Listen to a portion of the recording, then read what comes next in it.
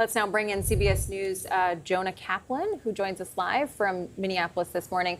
So, Jonah, you spoke with some of the progressive frontrunners in the state's U.S. Senate race. What did they tell you? Well, look, this is, as we've long reported, another proxy battle between the progressive wing and the moderate wing. And what's interesting is the issues here not so different than the issues dividing many Americans across the country. But what's different is all of those issues really hit home here in Minnesota. If you talk about a referendum on the Trump administration, immigration, Operation Metro Surge, all those arrests earlier in January, all those federal agents coming here, what some would say rounding up the undocumented immigrants, some would say, though, enforcing the laws. But, of course, we had the deaths of those two Americans, Alex Preddy and Renee Good. We've also got issues related to foreign policy because the first casualty, one of the first casualties in the Iran war was a soldier from Minnesota.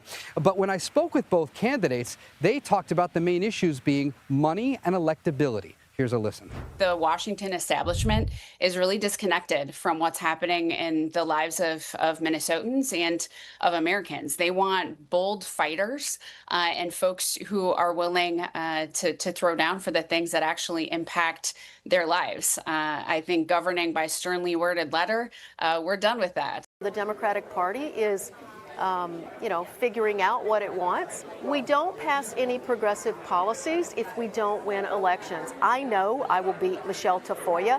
I'm not so sure about the lieutenant governor. And you just heard that name, Michelle Tafoya. She's expected to be the Republican nominee. And Minnesota, they've elected outsiders before. Al Franken, Jesse Ventura, just to name a couple.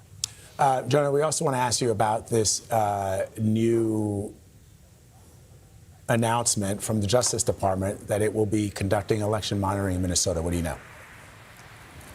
Yeah, Vlad, it's just an announcement we heard from the Department of Justice. They're sending about 20 election monitors here to basically look out for what the Justice Department calls any abnormalities, or they just want to make sure that obviously it's only citizens that are voting. The Justice Department claims this is something they've done every election here in Minnesota, much like they do in many other states. But of course, it comes with the caveat of the experience for Minnesotans. We've had a lot of federal agents here over the last several months, so it's definitely a very triggering announcement from the Department of Justice. All right, Jonah Kaplan reporting for us. Thank you so much.